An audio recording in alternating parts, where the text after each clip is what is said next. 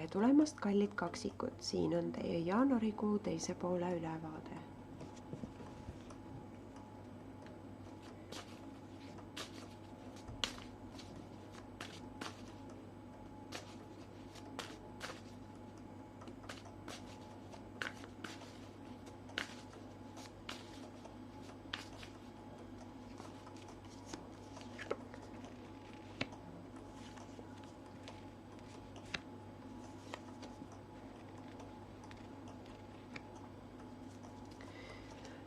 No nii, vot see on see nüüd see koht, kus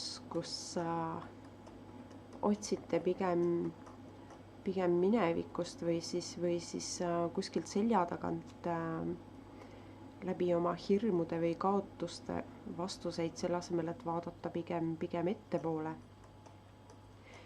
Teie paigalseis või siis stagnatsioon on praegu teie enda tekitatud.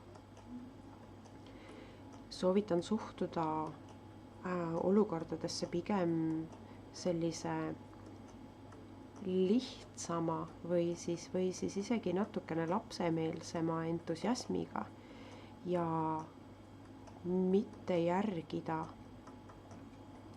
mineviku nii-öelda kogemuste hirmudest tekitatud piiranguid, sellepärast et praegu te ei jõua kuhugi oma paigalseisust ja kahtlustest ja hirmudest või mis iganes teid praegu paigal hoiab. Või siis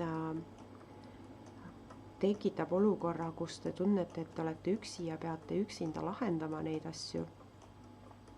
Võimalik, et te olete üksi, jumala eest ärge kellegi käest abi küsige, see oleks nüüd küll liiga palju nõutud, eks ole. Ehk siis võtke asju natuke lihtsamalt, need asjad ei ole nii keerulised ja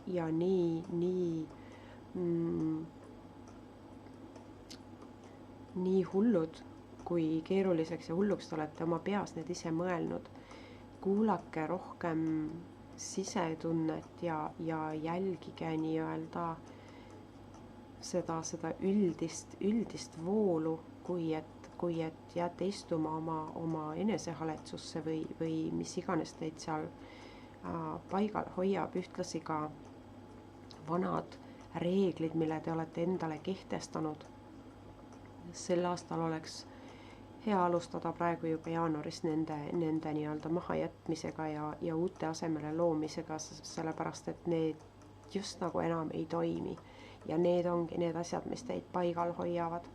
Võtke asju lihtsamalt ja kuulake pigem sisetunnet kui neid peas olevaid vaidlusi, hirme ja kahtlusi või siis kellegi teise arvamusi või siis muljet, mida te üritate kellelegi teisele jätta. See ei vii teid kuhugi.